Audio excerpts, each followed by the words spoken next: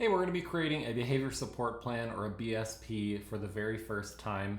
We're going to pretend that it's a student who already has an IEP and we just completed a reevaluation and we decided during that process we need to add a behavior support plan to their IEP. Very common scenario. And a behavior support plan, really quick, is kind of like an extension of the IEP, like an extra appendage that gets added onto the IEP. So it's really part of it. It's just a different format, and it takes all the behavior stuff from the IEP for the most part and condenses it into a nice handout that is easy for teachers, paraprofessionals, whoever is working with the student to quickly learn what are the behaviors of concern that I'm likely to see, how should I prevent them, how should I respond to them if they happen, how should I reinforce positive expected behaviors. So it puts all that in one nice, easy to read package versus having to sift through all the math stuff, potentially the reading stuff, whatever else is going on that we're doing to support the student. Only the behavior stuff is in the BSP. So right now I have the student's page in SpEd Forms pulled up, and I'm going to get myself situated first. And what I'm going to do is pull up the evaluation report. The reason I'm doing this is because we just did a functional behavioral assessment, or an FBA. So I'm getting into that for this student. And behavior support plans are always function based. So they're framed around, we've identified the function of these behaviors, these unexpected, undesired behaviors that the student exhibits. We've identified why do those happen, what is the function of them. So a function is always something that we can see. So we look at, hey, what's happening before these behaviors happen? In this case, elopement and emotional behavioral outbursts. Those are kind of the main behaviors of concern we have for this student named Fake. What tends to happen before we see elopement? What tends to happen before we see these emotional behavioral outbursts? And then what tends to happen after? And from those two things, we infer, again, seeing is believing. We have to be able to see it. What is the function? What is happening for this student when they exhibit these behaviors? So it's either adding or removing things. And again, we have to be able to see the things that are adding to this student, adding to their world, or being removed. So in this case, what tends to happen after these behaviors, elopement or emotional behavioral outbursts, is a removal of a non-preferred activity. So there was an academic expectation, there was maybe a large group activity in the classroom, whatever is non-preferred for Fake, it's an aversive activity that Fake does not like, and when he elopes or when he has an emotional behavioral outburst, that activity leaves him. He is removed from it or he avoids it, period. So that is the function that we've identified already before I've even started my behavior support plan. And I just need to take this information and use it to help me figure out what is going to be the best behavior support plan for Fake. So I want this to be right in front of me when I'm writing his behavior support plan. So I am going to split screen and I'm going to pull up SpEd Forms twice. So I'm going to take SpEd Forms and put it in 2 tabs. And on this tab, I am going to go to his IEP.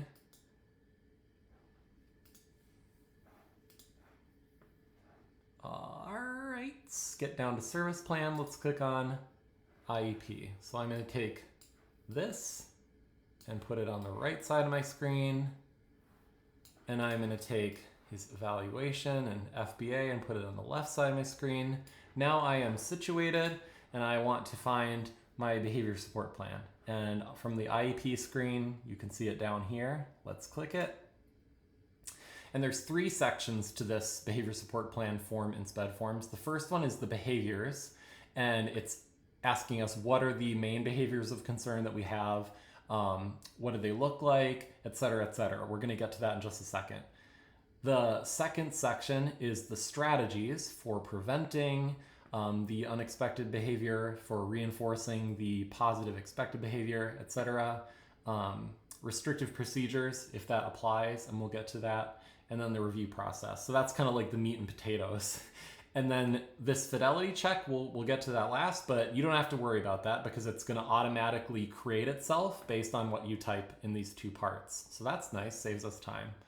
So let's click into behaviors. And you see there's nothing here right now. What I'm going to want to do is click add, and it pops out this little module with a drop down button. And I click that drop down button, and here it gives me all these pieces. So again, I don't have to come up with this from scratch. It's already in the functional behavioral assessment. So elopement was the first thing we identified as a target behavior. So I'm going to go through this, and I think you're going to find for the most part that what you're looking for is in this drop down, or at least something very close that you can tweak versus having to write something from scratch. So I found elopement, and I would adjust this definition if it was in any way different for fake in a significant way than what is in that template language. I'm just scanning quick, and it is applicable, I've decided, so I'm going to keep rolling. Non-examples is asking, well, this is a good example to illustrate. If I wasn't sure what non-examples meant, I could hover over this nice little check mark or question mark, and it's going to tell me that non-examples are undesired behaviors that might be mistakenly identified as the target behavior. In this case, things that might be mistakenly identified as elopement, but they are not elopement. So why is this important? This is, for the most part here, for things like data collection. You know, if we're tracking how often or how long fake is eloping, and we're having multiple people do that, say it's a couple of teachers and a couple of paraprofessionals, you know, if fake kind of steps a couple of feet away from group time during the class, and that's not elopement, we don't want people thinking that's elopement, if that makes sense. When we get to emotional behavioral outbursts, you know, if fake is putting his head down on his desk and just sitting there quietly and not doing whatever he's supposed to as far as his math or his reading, that's not an emotional behavioral outburst, and we don't want people writing down data and thinking, oh, he's having an emotional behavioral outburst right now. He's sitting quietly at his desk with his head down, refusing to participate in the activity. So, cut a long story short, I'm going to click on the drop down, and I want to find elopement again. And it says elopement does not include X, Y, and Z. So again, I would tweak this if I needed to, but in this case I don't. Signs events that typically occur before the behavior. Again, I can look at my FBA because there's antecedents in here. And in this case, being told no, change in schedule. I won't write them all out, but I would take from the FBA and put here, because I've already done the work of figuring out what are the things that tend to come before this target behavior. Signs of escalation and greatest intensity. So again, I want to hover over this question mark because, I mean, this is always applicable. There's always something that's coming before the behavior, right? Always something is going to happen before the behavior, but not all behaviors escalate and have a higher intensity or a lower intensity. For example, like inappropriate language, if it's just that, if it's just swearing, if it's not threatening or shouting, you know, if it's just cussing, the intensity isn't really going up and down. It's pretty much the same every time. So I might just put not applicable, NA. In this case for elopement, I think I might put leaving the building. Signs of de-escalation, calming. So I would say like letting staff approach and walk alongside. Okay, so again, I'm pulling stuff out of thin air that sounds right for a hypothetical student, but again, I want to be referencing what I know about this student and really what we've written down in this FBA, because again, I've already done the work. And on that theme, functions. So in the FBA, the functions are already determined. It's avoiding a non-preferred activity. So I'm gonna just grab that from my drop-down menu. And then replacement behaviors. So a common misconception about, well, first of all, this is asking, okay, so this is this problematic target behavior we've identified, elopement.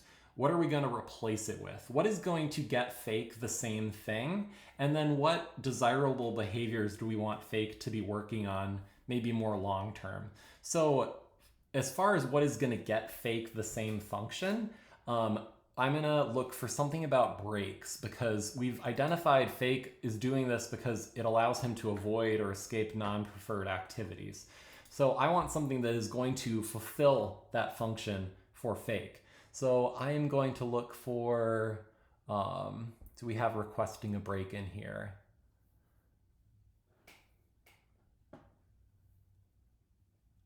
I'm probably just missing it.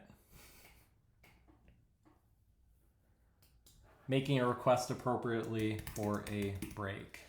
And then again, that's nice short term. Like, we'd rather have fake making a request for a break than running out of the classroom, right? It's more appropriate, more desirable than what's happening right now, and it does the same thing for fake. So it's going to be pretty easy to take a couple of steps away from, everyday fake is eloping to, we want him to be raising his hand and saying, hey, can I take a break? That's better. But that's probably not a great solution long term. What we probably want is other things.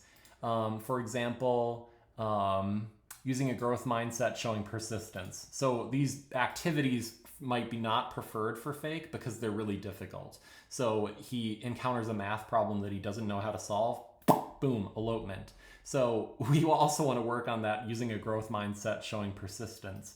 Maybe we throw staying on task in there. There it is. Okay. And you might be thinking, do I have to write IEP goals for all three of these things? No, these are not your IEP goals. They're not the same thing. These are the replacement behaviors. These might be some of the things, and they should be things that you're teaching fake. So during explicit SEL instruction, you are teaching these skills. You don't have to measure all of them, but you're going to be focusing on these replacement behaviors. So we always teach, and we're always trying to build up more skills than we're trying to measure. So that is elopement, and I'm going to be a good role model and save my work before I move on. There is another target behavior. I'm going to do this one faster, but I'm going to go ahead and click add. I get another little module for target behavior. And like I said, emotional behavioral outburst, I'm just going to find that. Check to make sure there's nothing I want to modify. Nope, sounds good for fake. Non-examples, I'm going to find emotional behavioral outburst. Signs, events that typically occur before the behavior. Again, I want to look over here at my FBA and copy some of this. So request to start a task. Task is perceived as boring. All right, I wouldn't actually write etc. I shouldn't do that. So ... I would write more. I would take more things from this. Key things that I want teachers and paraprofessionals and any other staff working with fake to know, hey, heads up, if this happens, or if you're about to do this activity or this thing, fake might respond in this way. Signs of escalation and greatest intensity, that's definitely applicable for emotional behavioral outbursts. This is a cluster of different behaviors: physical aggression, property destruction, verbal aggression, swearing. So there's a lot in this label of emotional behavioral outbursts. So I want to be explicit about, what are some signs that things are escalating for fake? So I'm going to put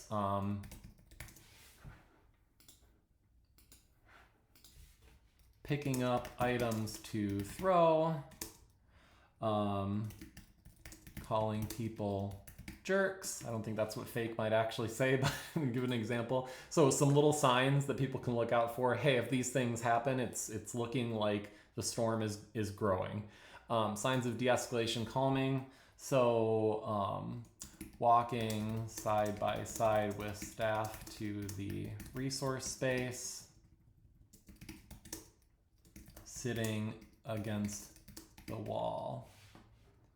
Okay, functions, again, I already know this from my FBA, so avoiding a non-preferred activity, it's the same. Replacement behaviors, let's look for using appropriate self-regulation strategies. Let's go for that first. We also want a calm, safe body, so let's do showing self-control. What else do we want?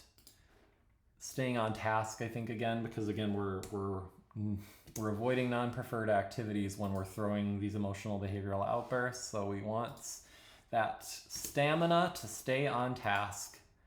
And let's go with following instructions, because instead of an emotional behavioral outburst, we want that listening to the teacher, and following the instruction.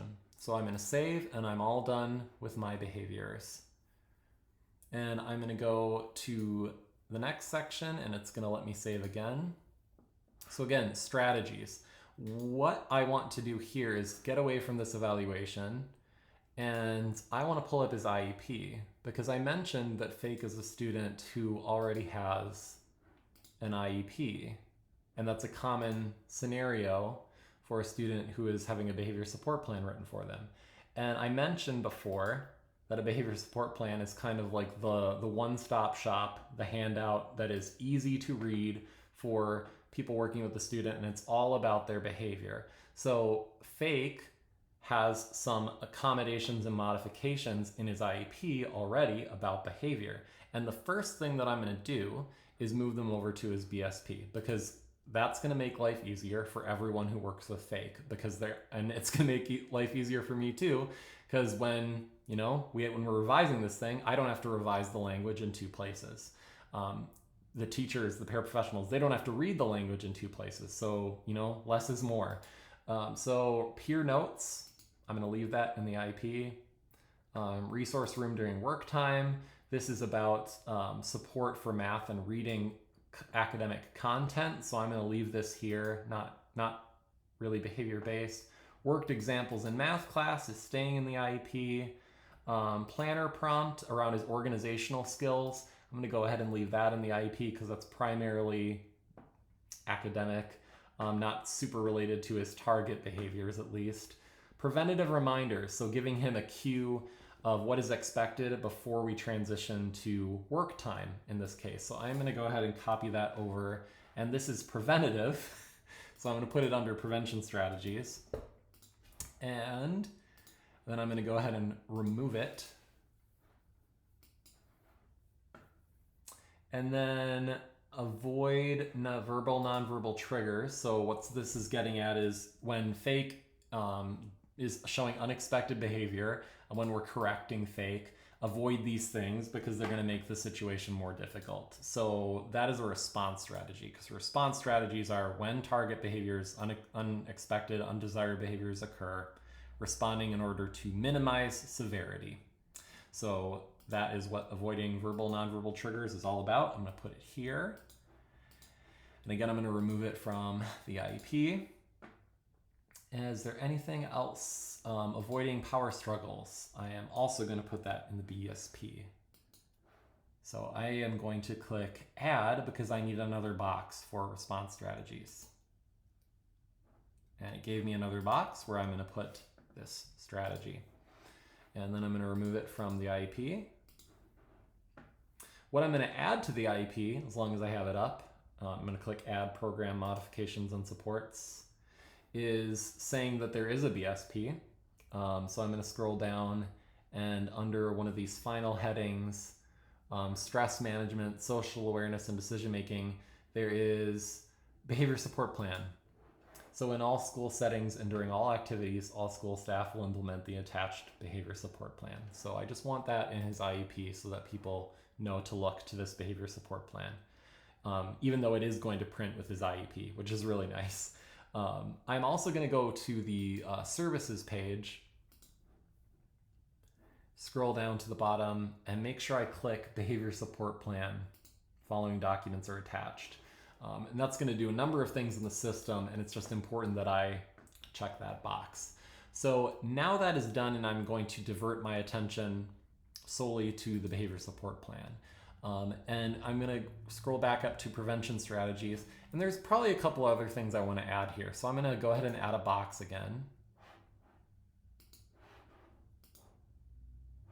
And I'm going to click this drop down, and what's nice is that it's organized by the functions. So the strategies underneath these headings are things that are going to essentially give the student what they're looking for, what the function of the behavior is, proactively, so that it's less likely they will engage in this undesired target behavior in order to get that thing. So we know that Fake is eloping, A, and having emotional behavioral outbursts, B, because it allows him to avoid or escape a non-preferred task. So we want to do preventative things that are going to allow him to escape non-preferred tasks or avoid them in a more appropriate way.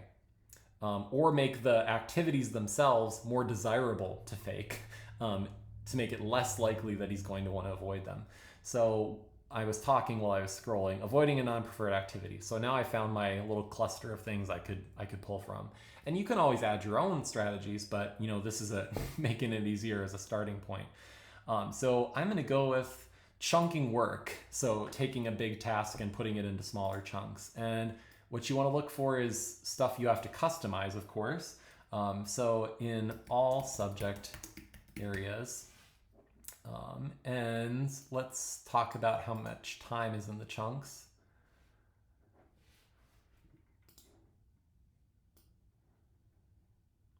Staff will instruct fake to complete, let's say, 5 problems. After expectation is met, staff will allow him to take a 2-minute break before moving on to the next chunk of the task.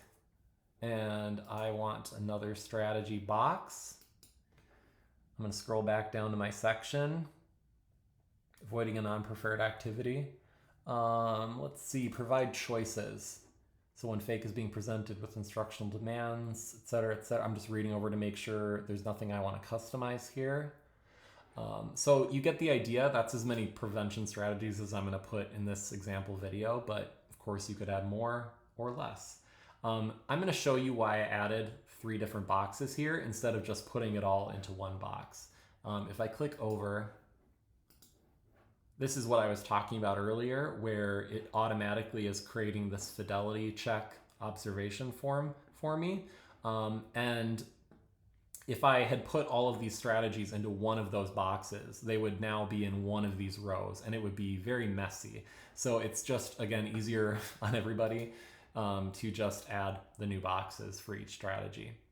Scrolling down to teaching strategies, you can just check this box, and what the box says is the information is included in the student's IEP. So for the most part, when we're talking about what we are explicitly teaching fake, so those things I mentioned a couple of minutes ago, using a growth mindset, persistence, staying on task, following instructions, all those things that are happening during his direct service time.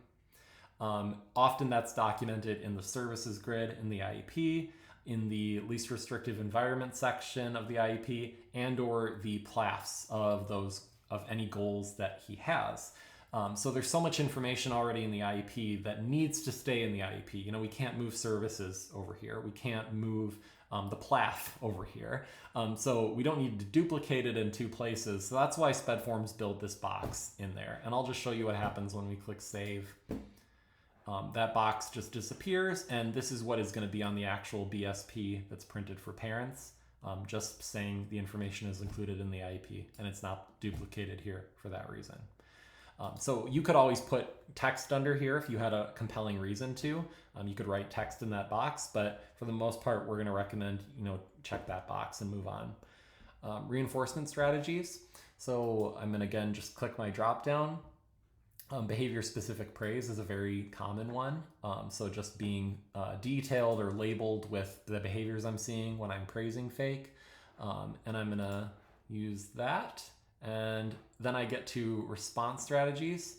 So when target behaviors occur, responding in order to minimize severity and decrease the likelihood of recurrence.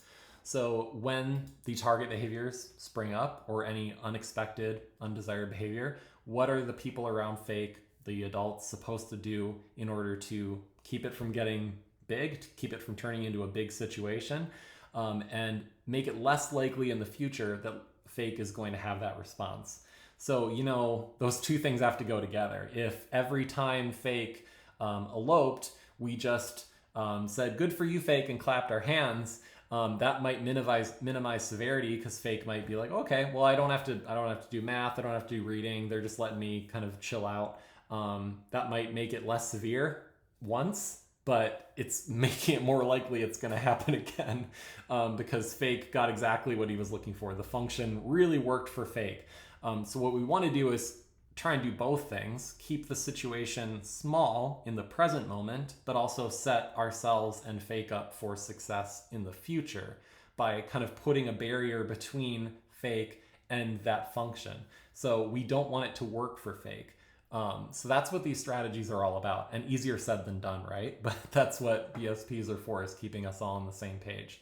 So I'm gonna take the strategies that I copied and pasted from the IEP, and I might edit these. I mean, we did an FBA. We know more about fake than we did a couple of weeks ago. There might be some things, hey, this isn't working super well, we need to adjust this. But I'm leaving them here as is for the time being. I'm gonna look at my drop-down menu options. There are a lot of strategies that are pretty consistent across functions. Like de-escalation strategies are the same across functions. So there's this heading menu of generally applicable. So there's a lot of popular items right at the top here. And then there are some specific things for certain functions. So avoiding a non-preferred activity, contingent transitions. Let's just take that as an example. So school staff are going to maintain the expectation that fake must complete a task before he's allowed to transition to a more preferred activity. So essentially it's saying, we're not going to go do a fun preferred thing until we've completed an expected amount, and that might be a small little chunked amount of a task, but it's a hey, fake, we're going to do these 5 problems, and then we're going to move on to break this fun time or something. So I put that one in there. Let's go ahead and just put another as an example, again using my drop down menu. Let's put private chats. That's a popular one. So when we get to a certain intensity where it's, we've tried less intense things like proximity going up to fake's desk, and we're not seeing a response or course correcting from fake, we're gonna discreetly kneel next to his desk or have him come up to our desk and just have a private back and forth conversation, kind of say like, hey, what's going on, fake? And just try and sort out how we can solve the problem together. So last but not least, kind of these 2 sections down here, restrictive procedures. This might not be applicable, and if it's not, just leave it blank. It won't print on the BSP. If you don't write anything in here, it just won't print, because restrictive procedures are physical holding. If there's a danger to self or others, essentially, that's the only situation where we would do these restrictive procedures. That's all spelled out right here. But if it is true for fake, if we are potentially going to have to use these procedures, the first box is asking if we need to do it, what is the things we're going to do before we do it, prior to. There's a couple of options in my drop down here. Like I might radio for, and again, it's not me, it's the people reading the BSP. It might be a gen ed teacher, a paraprofessional in a math classroom. What are they going to do? So they might be radioing for the team of people who are certified to do those restrictive holds, clear the room, so they might have to transition other students out of the room. Oh, I don't know. I think it was because I was highlighting that. Let's try this again. Radio for support, clear the room. There we go. Decide team roles. So just gonna, and then this is a good example to illustrate another feature. If you want to number these things, I mean, you could type it in there, but if you click this W, it's going to give you a different set of formatting options you don't typically have. So I can highlight all of this and click numbers, and it will sort of number it for me. So that can be helpful if you need bullet points, for example, which is a fairly common thing in behavior support plans. Then the next thing in restrictive procedures is which procedures are we going to use? Because some of them are for very small little kiddos, and some of them are for larger students. So we're going to pick team control, 2-person standing, 2-person seated. And then finally, review process. And we are going to pick exactly what is in the dropdown. There was only one item in the dropdown, and we are going to choose that one, and we're just going to leave it because this is the default and kind of what's expected to be in the BSP. It spells out kind of how often we review fidelity of the BSP and look at data, when we would decide to fade out the BSP, et cetera, et cetera. So we'll just leave that. And then I'm going to click save. I'm going to take one more peek at the fidelity check. Again, you just see all of the text automatically imported over into this, which is nice.